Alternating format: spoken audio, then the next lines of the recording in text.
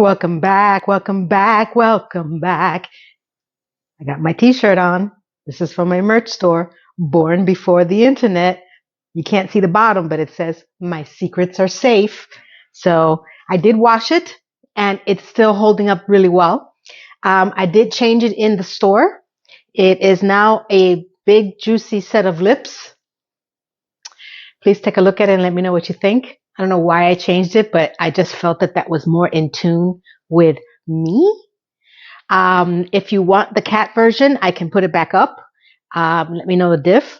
It is November 1st, the day after my birthday, which was Halloween. And I am not wearing too much makeup today. I didn't feel like going through the whole eyeliner thing. So if I look a little different, it is early morning and I just wanted to put some lip mascara, a little bit of foundation, and that was it.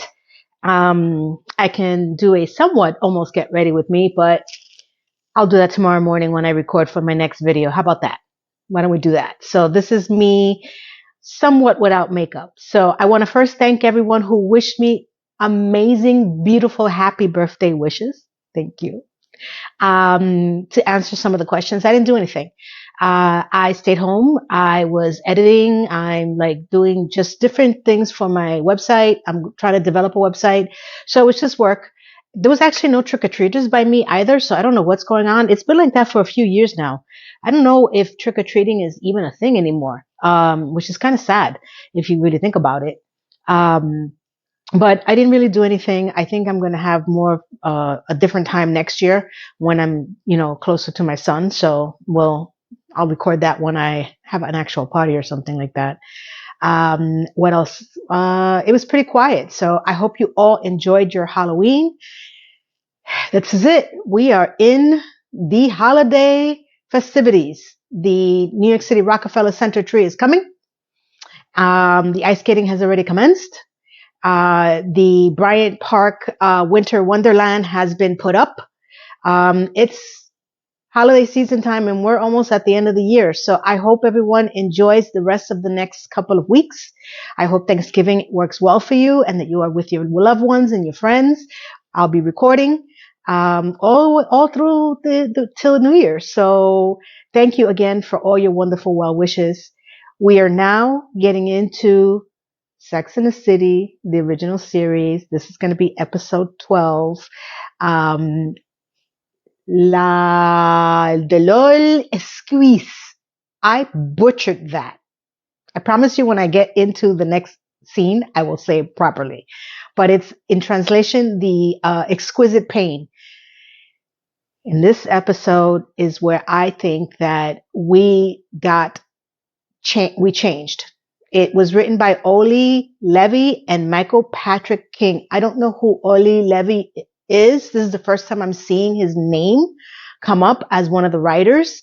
This is the one where I believe, in my opinion, where the characters start to really get into who we start to grow and love. I think that everything before this, they were trying to find their footing. We went through different arcs and different types of tone.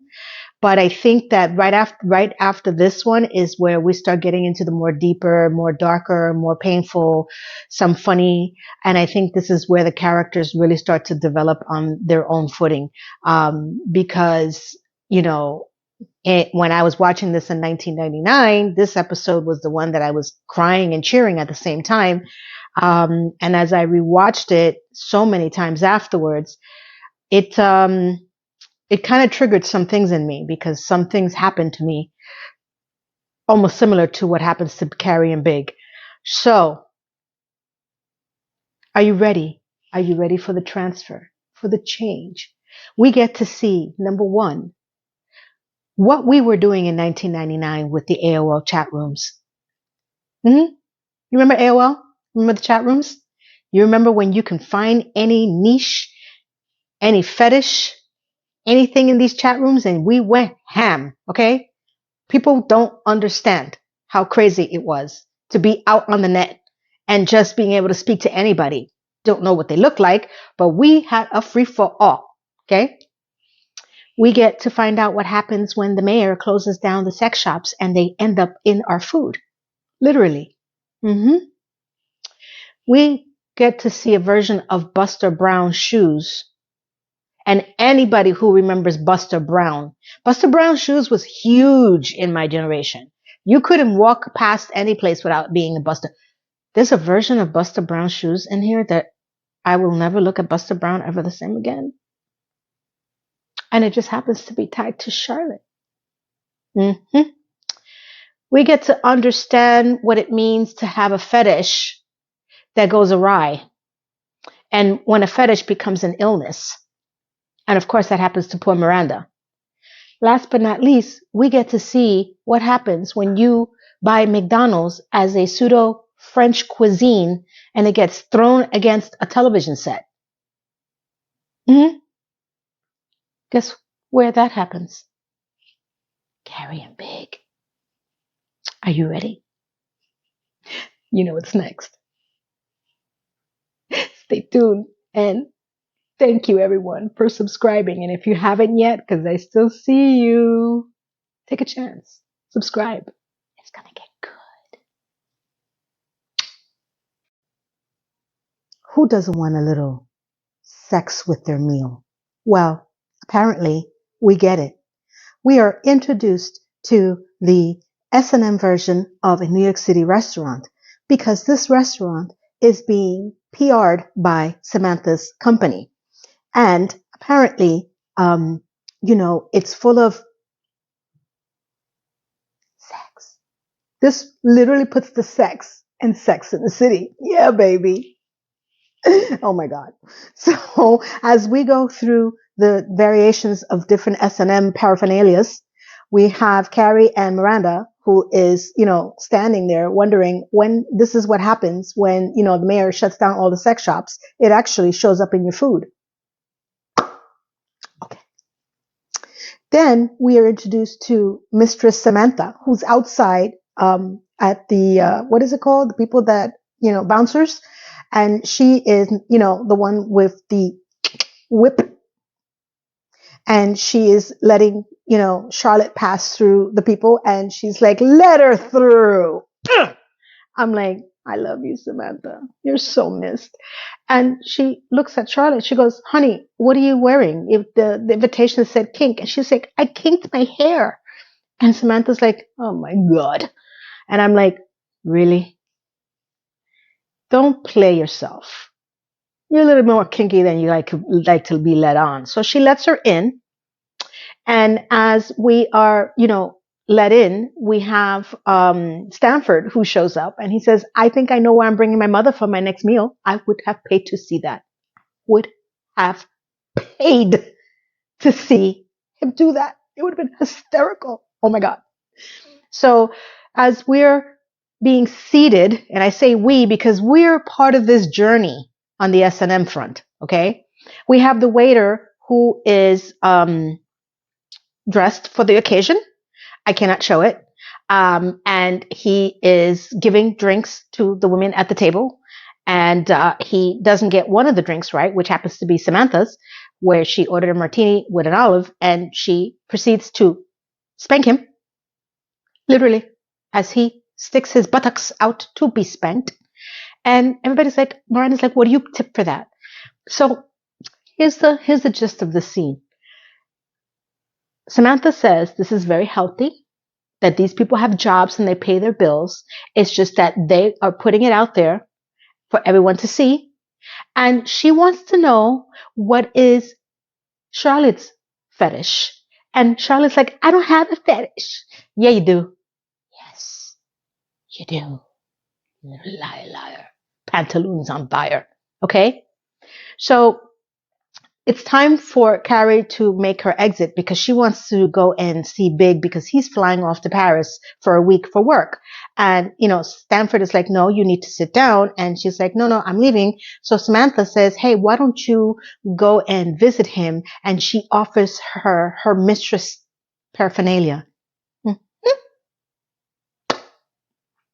As we see Carrie whip Mr. Big's door, literally. He opens up and he's like, what? Whoa. Because she's standing there like this. And she's like, come on, it's a joke. And he's like, okay. And she says, okay, it didn't work in her mind. So he goes, no, wait a minute. Don't, not just yet. And she puts it back on and she whips him and he goes, oh, baby. Let me tell you something. You know, men of that strength and power, they like to get whipped. You didn't hear that from me, though. I wasn't shocked at this scene at all because they get down and dirty and she narrates. She doesn't know if it was her or the whipping, but it worked. Apparently, they had a whipping good time. Let's just leave it at that. Okay.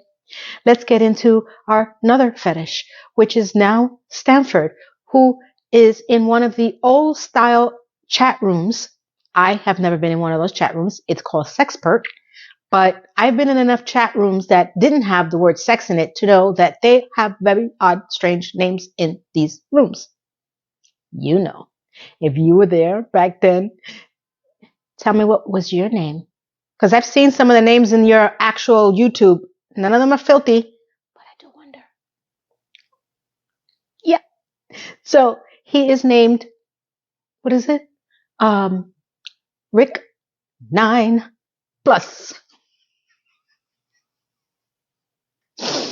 And he's chatting away in his favorite chat room. And then his favorite chatter, Big Tool for You, pops up on screen. And I'm just going to leave it at this. I wish these are the two worst or questionable names that I have experienced back in the day. I think that this was actually a very clean version, to be honest with you. I've seen some things, some scary things. And like I said in the intro, we went crazy. We didn't know who we were talking to. We went from secretly meeting people in like very questionable places, and at least we were face-to-face bars, Studio 57, clubs. You know, I was too young for Studio 57, but I heard the herds. To now, we were completely behind a screen, and we haven't stopped since. I don't care how many swipe right, left, Tinder crap, whatever the hell you guys do nowadays. What you see is not what you get. You're lucky that you guys get a picture now. It doesn't even mean that it's a real picture. But back then, we didn't even do that. We were brazen. We were mavericks. I mean, you know, them, not me. I was a good girl. I only kinked my hair. So, next up, let's get into the fetishes of our two other beautiful people, Charlotte and Miranda. Help me. Stay tuned. Now we get to see a version of Buster Brown's shoes that I will never want to ever see again, as we are with Charlotte, who is walking down the avenue, and in the most contrived, fake way, she suddenly must have heard the shoes calling to her. She turns to look at the shoe store across the street, not next to her, literally across the street, and as Carrie narrates, just like every normal New York woman obsessed with shoes, she had to go into the shoe store. Now, I am not obsessed with shoes. I do need them to put on my feet, but I am not that type of woman. But maybe because she said Manhattan, I'll give her a pass. So as she goes in, we meet this guy. And he's like, good morning. I'm like, my God, what time is it? What day of the week is it? What's happening? And he's like, would you like to try some shoes on? She goes, no, I have too many shoes already. And I'm just looking, I'm saving up for a summer share in the Hamptons. El Jodio Hamptons. Otra vez. The damn Hamptons again. I hate that place. So he's like, size 7. And I'm like, I should have known then what was about to come up. I've been to many shoe stores. I don't recall shoe salespeople knowing instinctively my shoe size, which is an 8, that I could recall. but I think if I would remember something like that. But then these are specialty stores. So when someone knows their stuff, they know their stuff, right? That's what we're going to go with. That's what we're going to believe. Okay, that's what I want to believe in 1999. I want to believe that this guy is really good at his job. Mm-hmm. And she's like, oh, and he's like, mm-hmm. She goes, you're bad. Don't say that. But poor girl, she didn't know either. Okay. So as he's putting on the shoe, he's like, she's like, how much? 400. 400. Even in 1999, that's ridiculous. Okay. But for you, it'll be 200. What? Who? First of all, what is the real price of the shoe then?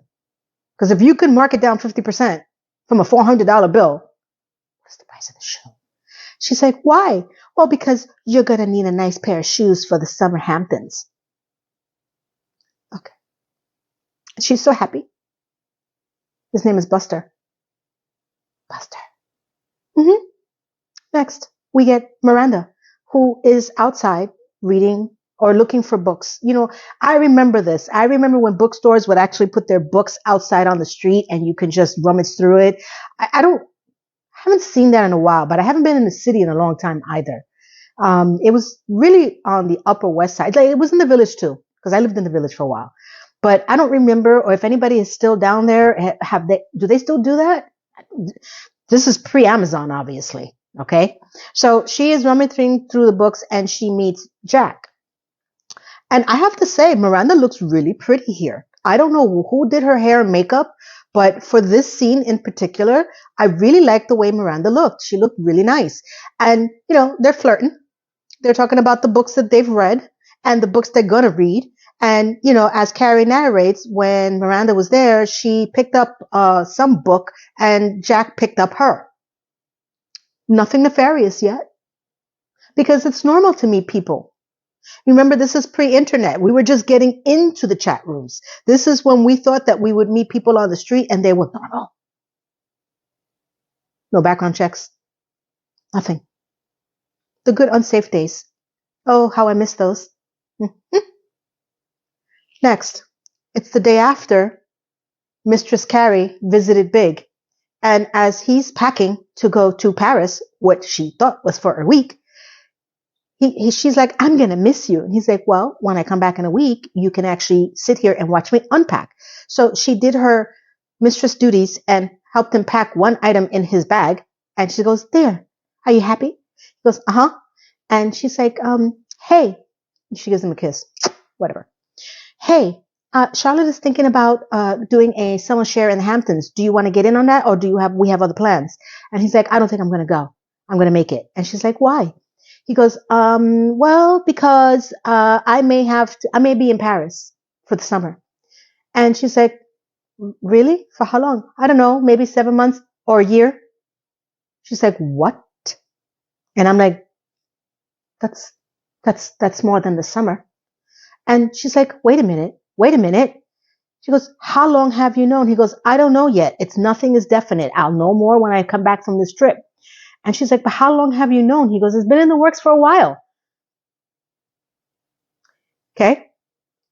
Now, I don't know if he means Paris, like downtown, like maybe like at Mademoiselle's, wax museum Paris, or Paris, France, that is not a hop, skip, and a jump away.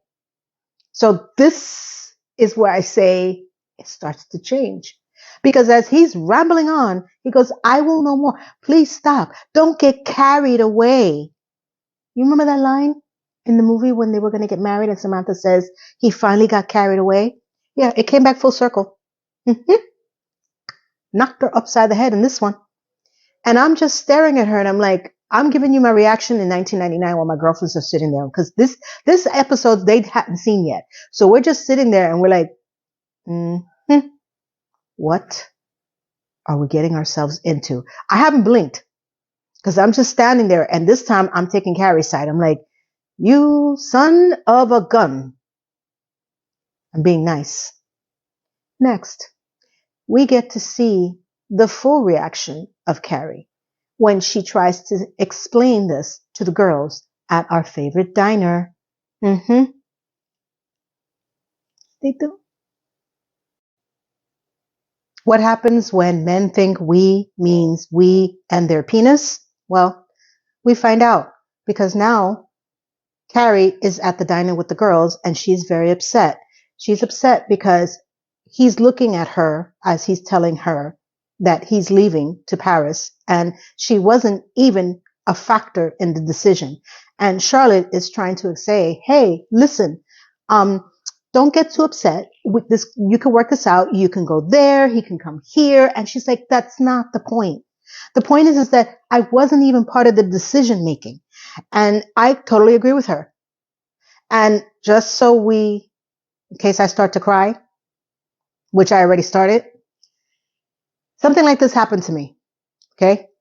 Almost not to the T, but to a point where it hadn't happened. It had not happened to me yet when I was watching this in 1999. But for those who's been following me, I told you that I started to have severe panic attacks, like Miranda did in one of the episodes when she thought she was going to be alone and the world was spinning. And I had found out that it was not because I was dying, thankfully, that I was somehow my conscience was telling me not to go back to someone, that we were going to be in a serious marriage relationship. And my body rejected the whole premise of it. And I started to have panic attacks. Well, this is that person that I went through this and this scenario as well. The pain, the exquisite pain. So though it hit me in 1999 because it hadn't happened yet, every time on we rewatch, I get really, really emotional. So I completely understand Carrie. Oh my God. Work with me, people. Okay. Be patient with me. So she's upset. Samantha is saying that, like most men, when they say we, it's not we together. It's them and their penis, which was funny. And I'm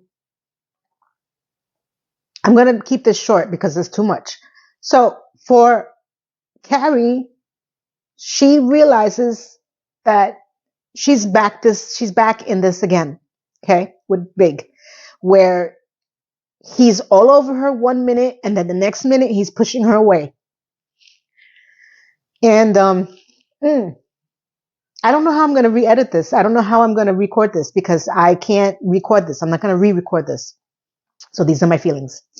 So she realized at that moment that she's in an S&M relationship with Mr. Big. Oh my God. I was so happy that she finally woke up. Right? So as she leaves, she's in her bedroom and I can't remember every single word that she said. Okay. But the gist of what she's typing in her computer is that for some people, pain is growth. But when does pain become pain? When do you know enough is enough? I revisited this episode after I had my panic attacks, plus the one that Miranda had her panic attacks, many times, because it spoke to me. Because I had to realize when enough was enough. And that one line got me and still gets me to this day. So let's get into Miranda, okay? As I try to not look like a crazy person on camera yet again. I'm at this point that I can't help it.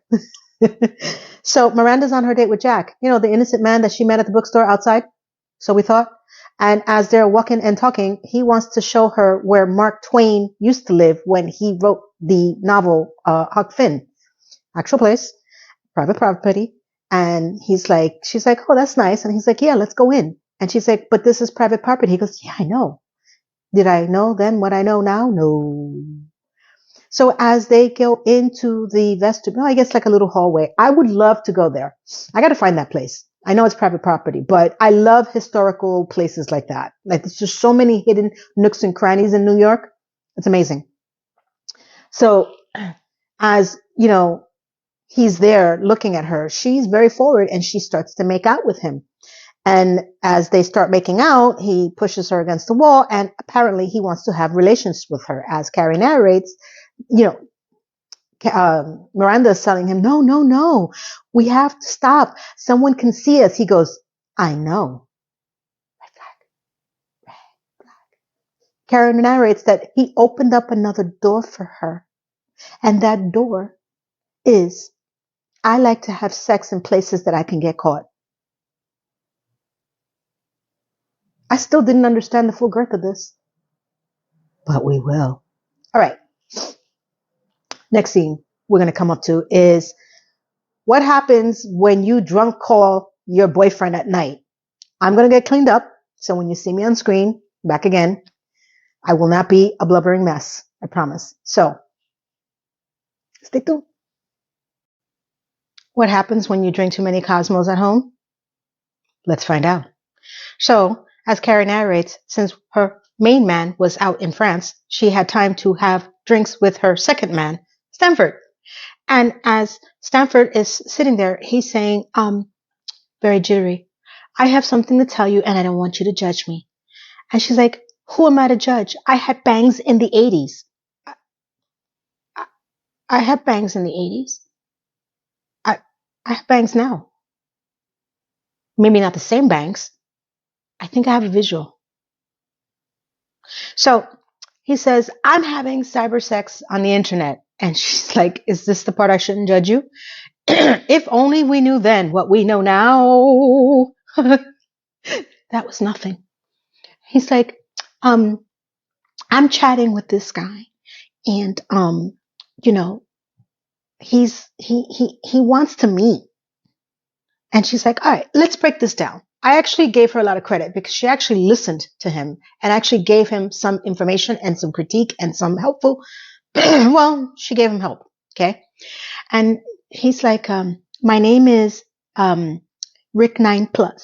And she's like, no, you didn't. Let me tell you, the way she said it, I have to give her credit. Sarah Jessica Parker actually could pull that off. I thought it was great. I have to give her credit where credit's due. It's not much. Don't get excited, okay? So he's like, but the problem is now he wants to meet. And she's like, all right, so what's the problem? Let's figure this out. And she goes, what do you know about him? His name is Big Tool for You. She almost chokes on her cosmopolitan, and I was rolling because I can understand that. And again, that is not even the worst names I've heard in the many years I've been on the internets. Yeah. So he's like, come on, seriously. She goes, all right, so listen, go out, have some fun, be safe. I'm not sure if she would give the same advice to the girls, but I found that to be an interesting take on it. He wants to meet him at a meatpacking gay club in the meatpacking district. Okay. I am not sure who wrote what in this episode. If this is more Michael Patrick King or this new guy, Ali Levy. I don't know. I'm caught between a rock and a crazy place at this point, because this could easily be Michael Patrick King. I cannot get this man's name straight for some reason.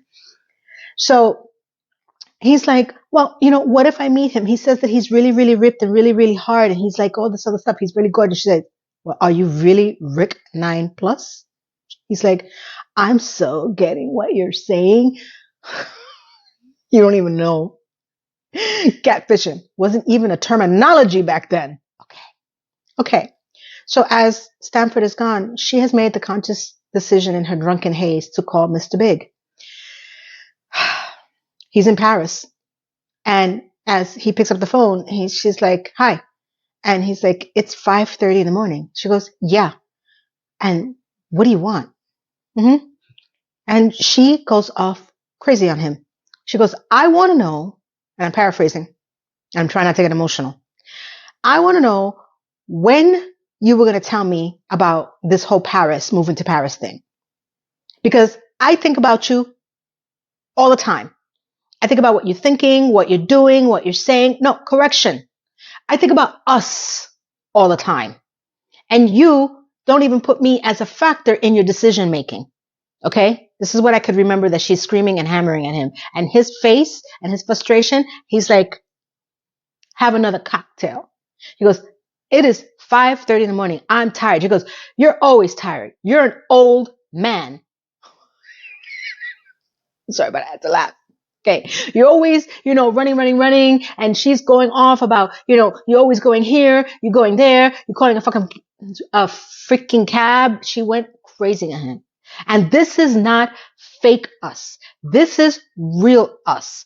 I am a woman. And the only thing that popped into my head was, I can bring home the bacon, Anjali, fry it up in a pan, Anjali, because I'm a woman, Anjali. Please tell me, someone in the comments, if you remember that commercial and that perfume, Anjali, and that song, because they don't make jingles like this anymore. Okay, I swear every freaking time I hear her say woman, I think Anjali. I have to sing, because if I don't, I'm going to cry. And we all know how I feel about ugly crying on video. So she is going off on him, and he's like, I need to go. I have an important meeting, and it's 5:30 in the morning. She goes, fine, go. But when you call me, remember, I'm going to be working. And I'm thinking to myself, when is that, Carrie? Well, I have yet to see you work. I always see her running around. I never see her actually do work. She's always typing, but I never really see her doing any work. So in this entire scenario, the only thing I can give credit for Carrie is that she finally opened her mouth. Now, should she have opened it in the way that she did? No. But this is part of the reason why when you internalize something for so long, you explode in the most inconvenient ways. Don't drunk dial anybody. And it's not to say that I haven't done it. I'm just speaking from experience. And if there's nothing else you take from this, if you don't listen to me, listen to this one. If you're new to watching this show, learn from your elders. Either go to bed or have someone put you in a bed and put a pillow over your head and disconnect the phone. Because drunk texting, same thing. So as he hangs up and she hangs up, she narrates that even in her cosmopolitan haze, she knew she had made a big mistake. You think? I got through it. I didn't cry, but it's coming. Okay. Next up, we get to further delve into the fetishes of the Miranda and Charlotte Chronicles. I'm still thinking Macro Patrick King on these. You ready? Stay tuned. Miranda and her date, Jack, who are in a cab, and Jack expressly says, please take off your panties. Says, every date ever that I've never been on. Hello. And she's like, well, what do you mean? He goes, I want to make you happy in your nether region. She goes, the cab driver is right there. He goes, I know. No red flags yet? At this point, I'm thinking, oh, Nelly. This one, we got to rein this one in. Michael Patrick King.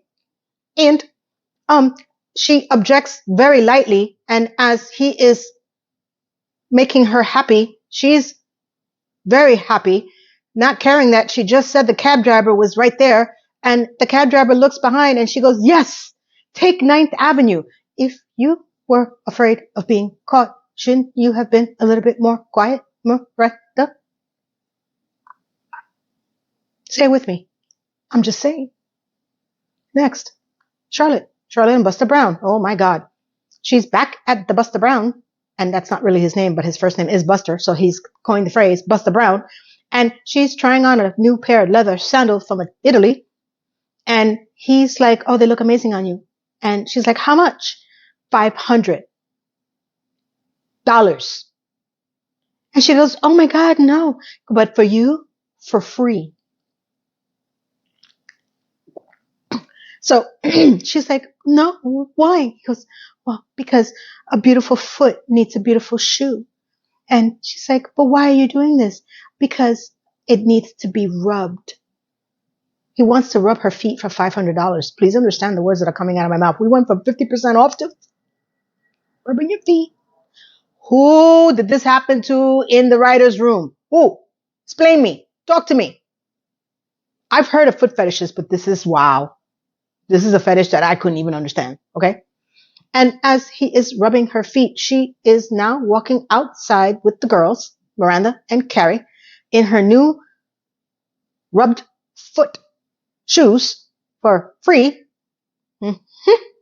And I have to say, I love the way Miranda looks in this t-shirt. I can't explain it. It's a graphic tee. I don't know why, but I'm obsessed with this. This is why I think I'd like the costuming in this series more than and just like that. But we won't go there. So as Carrie is expressing that, she overreacted with Big and that, it can't be that bad. He has to go to Paris for work, and that she realizes that, she's at the edge of making a mess of this relationship because she really lost her crap on the phone with Big. And the girls are like, yeah, that's fine. That's great. You could do that. They're being supportive. Got it. And Miranda's like, well, at least you're flying off to Paris. I'm having sex in the back of a cab. And then she starts to rattle off the different places that she's had sex with Jack. She had sex in the bathroom of Bond Street, a restaurant that Charlotte has been there recently, and ill. And then she also had sex in the elevator of the Marriott Marquis Hotel. And if anybody has been there, it's all glass, from what I remember. And she's also had sex in the bathroom in Central Park. And Carrie's like, how very George Michael of you. You remember that scandal with George Michael? Aw. And the next thing is Charlotte is ranting and raving like, you need to stop this madness. You need to know what is going on with this man. You need to get him into bed and understand what's happening. Great. And as she goes to adjust her foot in her new shoe for free, we'll call it rubbies. Carrie notices it and she goes, oh my God, Charlotte, what is happening south of your feet? And she goes, oh, they're new. Do you like them? She goes, yes. $500. My God, I never seen someone do math so fast in my life. This girl knows her shoes. No joke. She goes, yes. She's like, huh? She goes, but I got them for free. And she's like, Miranda's like, why? That's my girl. Oh, well, because, the guy that gave them to me, he just, he gave them for free. And she's like, why? Carrie's like, where is this guy? She goes, oh no, he's just like, he really, really thinks that I should really have them and that women should have pretty shoes. And yeah, that's my story. I'm sticking to it. That's not what she said, but that's how I'm paraphrasing it. And Carrie's like, no one in New York wants that for anybody. No one's giving a pair of $500 shoes for free just because you look pretty in them. And she says, well, I let him rub my feet just a little. As soon as she said it out loud, as Carrie narrated, she knew what she had to do. So she's back at Buster Brown's, okay? And she puts the shoes on top of the counter and he turns around and he's like, hello. And I'm like, ill. And she's like, I'm bringing these back. And he goes, why? He goes, you know. And he opens the box and he's like, well, you wore them. I can't take them back. She goes, I can't keep them. He goes, well, I'm going to have to throw them out. And she's like, no, they're just too pretty. I can't afford it. He goes, I have 6 new pairs of shoes that's never been tried on the foot. That's my wager to you. I'll let you keep the shoes if you let me try them on for you. Try them on. Still, we're going after this. As she is sitting down, Carrie narrates that she felt like a princess. And he's taking out the 6 pairs of shoes. And as he's putting them on her feet, one by one, he is visibly, I'm going to use the word aroused, creepingly. He is biting his tie. He is sucking his thumb. And then suddenly, and he's smelling the shoe. Hello. And suddenly, this happens. I can't even do the groan. What is happening? When a foot fetish meets a shoe fetish, that is what happens, as Carrie narrated. I would think, isn't there a phrase for drug dealers? Don't get high on your own supply. Isn't that a saying? I would think that, first of all, Charlotte's not the only one he's done this with. And I would think that it's a very expensive fetish. Because if he's giving away shoes for $500 just for a rub, um, how is he still in business and how does he still have a job? If you can't even be in the same shoe room without having whatever that was happen to you, how?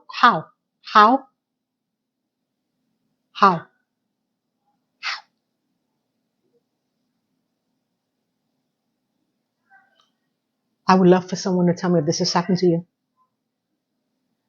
If you dare. Next up, we get to figure out why McDonald's is considered French in the most heartbreaking way. Stay tuned. Let's see if I can get through this without crying. Next scene we have is Carrie and Big. Carrie shows up at Mr. Big's house because he's finally back home from Paris. And as he opens the door, she's in a French beret bringing him McDonald's as she states that I am bringing you Le French fry and Le Big Mac and the filet de fish. So in her version, McDonald's is the French version of cuisine. As she saunters into the kitchen, he follows behind her and he goes, what is this for? She goes, this is me saying sorry for being la bitch. And he's like, that's self-awareness on Carrie's part. And as they go through the rest of the conversation, she's saying, listen, we can work this out. We can have le phone sex. I can go there. You can come here. Or if things really get too long, I can move to Paris and write Sex in the City in Paris. And he's like, oh, okay. And she goes, which one do you want? He goes, I don't care. So she's taking out the two, filet of fish and the Big Mac. And he's like, he turns around, he says, but you'll be moving to Paris for you. And she looks up and she goes, well, why would I move to Paris for me? I'll be moving for you. He goes, no, I'm just saying, I just don't want you to move there and have any expectations. And that's where Carrie lost it. And she flings the two sandwiches onto his wall and she starts to scream and he goes, what the fuck? And she throws the beret out of her head and she goes, I'm running around the city with a beret, buying you greasy food and you don't even care. I am not a factor in your life and this doesn't work for me. And I'm paraphrasing because I'm trying to hold back my tears. And he's like, listen, I need to be in a relationship that if I need to move to Paris, I need to move to Paris. And she's like, no, this is not about this is about work, he says. He goes, no, it's not about work. It's about you trying to put an ocean between us because we're getting too close and you don't know how to handle it. And he says, I don't want to talk about this anymore. And she said, excuse me. Sorry if you hear my neighbor too. As you know, he says, I don't want to talk about it. And she kind of sort of says, and I'm trying to remember what she's saying because I'm distracted. So forgive me. I'm leaving. And he goes, she says, I don't think I could do this anymore. He goes, okay. And she goes, I bet you're okay with this. As she walks towards him to walk out, she goes, you told me you love me. And he says, I do. And then she says, so then why does it hurt so effing much?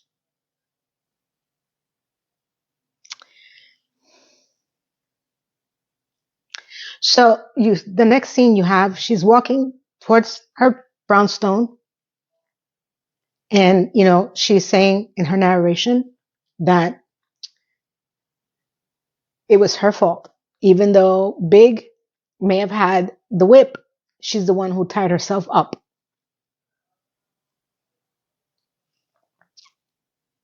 That's it.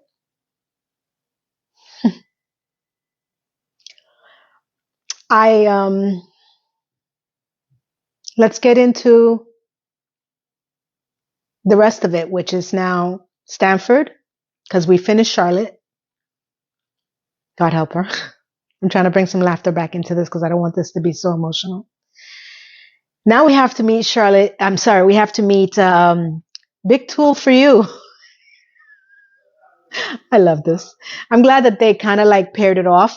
And then we get to finalize Miranda and her relationship. Okay, I'm going to get myself cleaned up.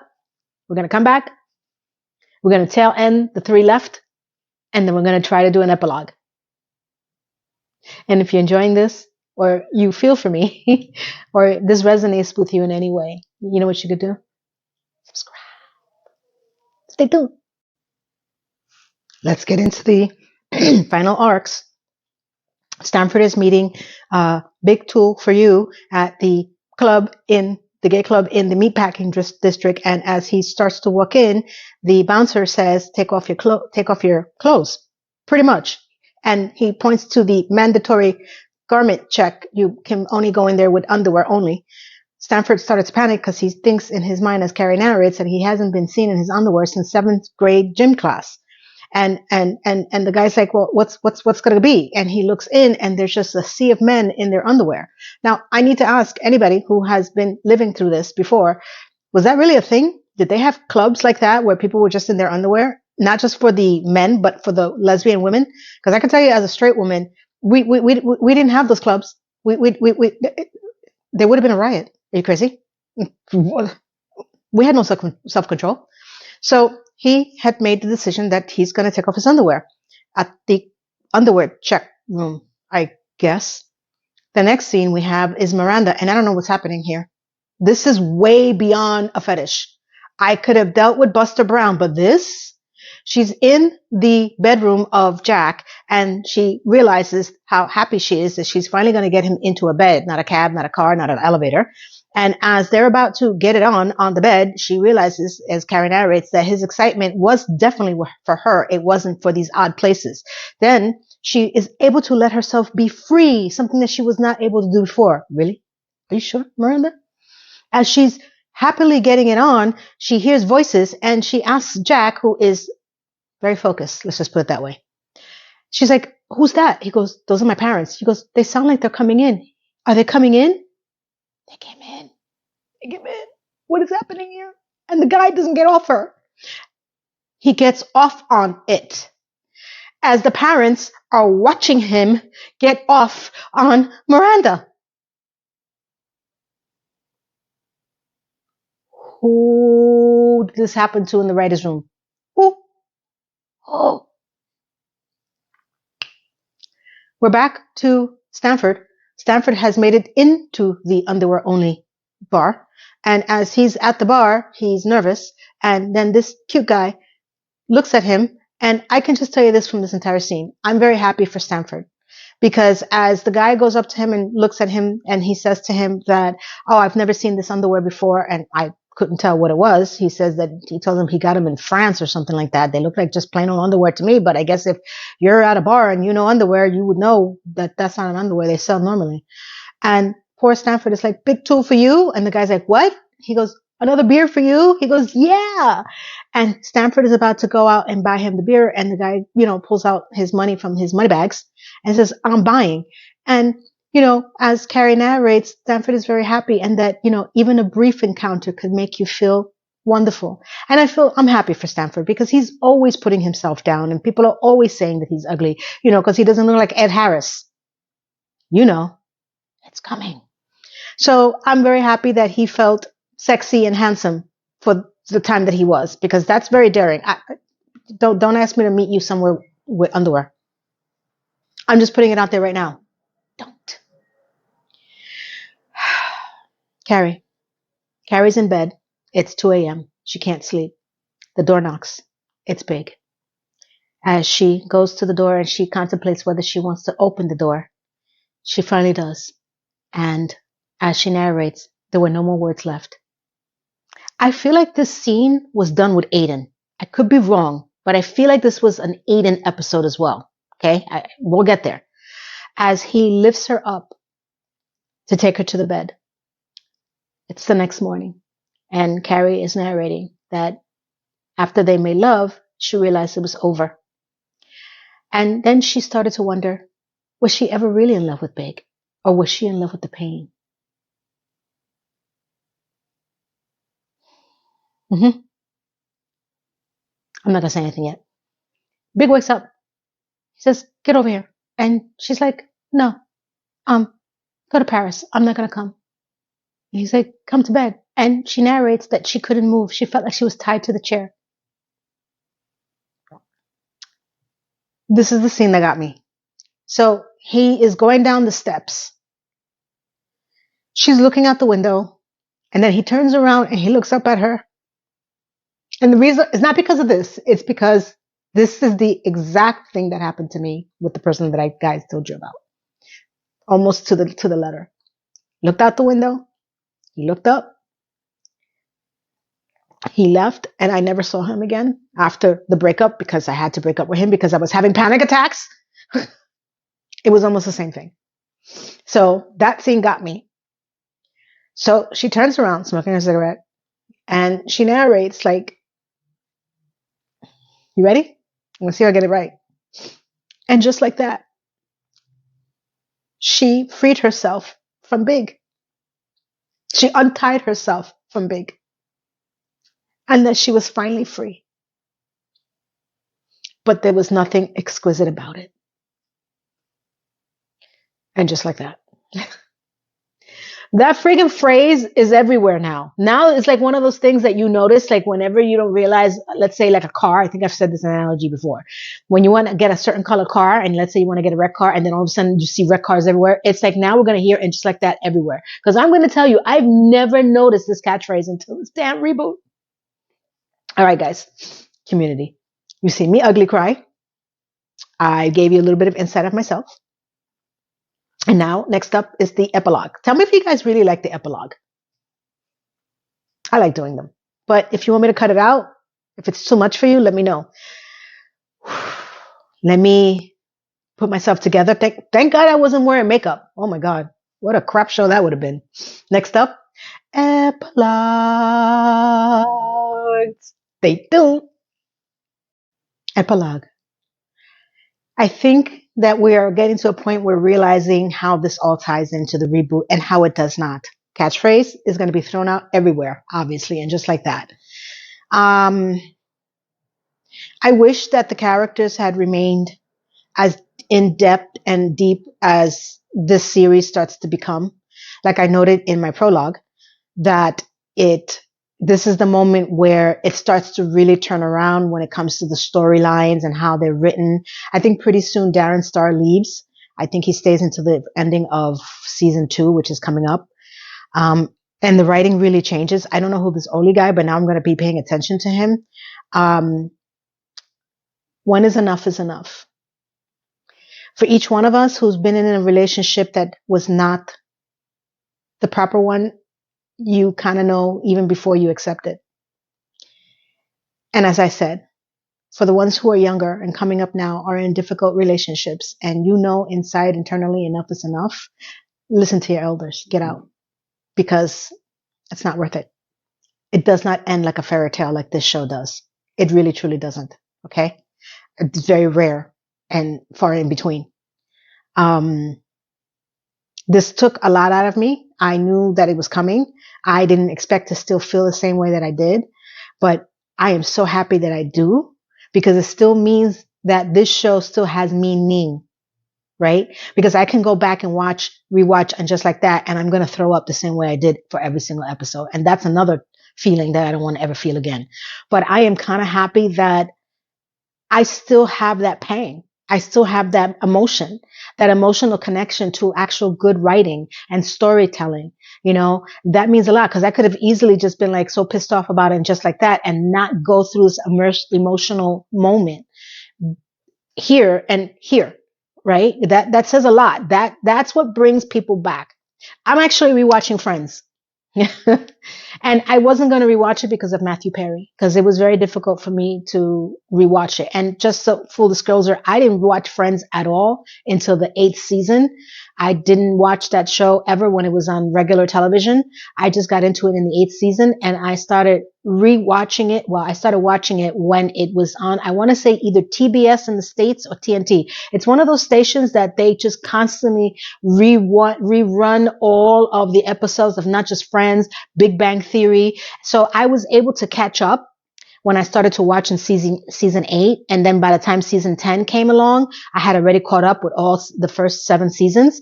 And I can still watch it today. I mean, it's a little harder now because it's getting older, but there are some good things in there that are, like I said, good shows that had good writing. You know, can you tell me how many shows are out right now? And I mean this seriously, that you feel that in 5, 6, 7 years, you're going to want to rewatch again.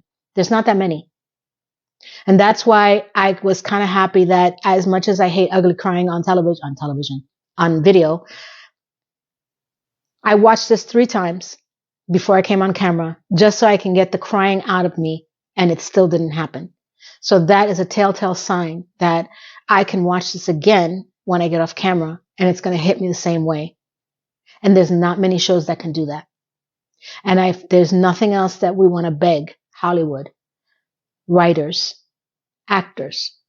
Now, you're not creating anything that's lasting. You're not creating anything rewatch worthy. Band together and clean up your crap. Clean it up. Make something beautiful. Tell a story. Tell a story, a full story. Even if you want to go I found myself to be a lesbian after 20 years route. Tell a story that's moving, that gets people emotional, that can bring some type of feelings out of you. You remember those days? If you don't, and this is why I kind of sort of believe that SJP does not rewatch this. Because if she had, she would realize what they had. All of them, all of the characters, down to Samantha. Because, oh my God, what we go through with Samantha is another one. So I'm happy that even though I cried on video, I still have that angst. It still hurts to think that that moment with her and Big at the window is my last moment, because unfortunately she does get back with this Neanderthal, and that's the fairy tale part of it. But it's a little insight. So once again, tell me how you felt. Did it move you? Are you ready for the next phase? Do you remember the next phase? Are you already ahead of me and watching? Listen, as I always say, thank you, everyone. Thank you for liking, commenting, subscribing. I really want to make 1,000 subs by the end of the year. I am looking into other platforms because, as I noted many times before, it's whatever the situation is happening across the board with YouTube and Amazon and everybody else is getting laid off or asking to get relieved from their job. This platform is going to change. And as I said, I will tell you what other platform that I will be adding, because I need to diversify. I need to make sure that my work is being appreciated, not just in the YouTube algorithm, but out there for everyone else. And that's not happening. It's a very slow growth. And I don't mind that, but whatever you guys want to do, I see that 22% of you are not subscribed, but you constantly watch. So why don't you take a chance and subscribe? Come on, stay with me. We have fun. Though, some people are going to question my ugly crying, but hey, I'm real. I'm real. Ugh, I hate J-Lo. Sorry. Interjecting. Thank you, everyone. Next will be episode 13. We're getting closer. It's 18 episodes this season. So I want to thank you all. I want you to have a wonderful, wonderful, blessed, beautiful day, weekend, month, year, from here to around the world. Thank you, everyone. Have a nice weekend. Goodbye. Mwah.